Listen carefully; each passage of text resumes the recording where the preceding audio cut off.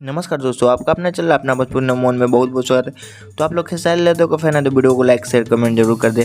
चलिए आज बात करते हैं खेसारी लाल यादव जी का गाना कल एक आने वाला है यूट्यूब पे, जो कि बहुत दिन के बाद खेसारी लाल यादव जी का एक गाना आने वाला है यूट्यूब पे, जो कि राजा की आएगी बारात मूवीज़ है, उसी का ये सॉन्ग है जो कि मार के मुस्किया सॉन्ग का नाम है, जो कि स्वर है खेसारी लाल यादव और आरोही भारद्वाज जो कि स्वर है।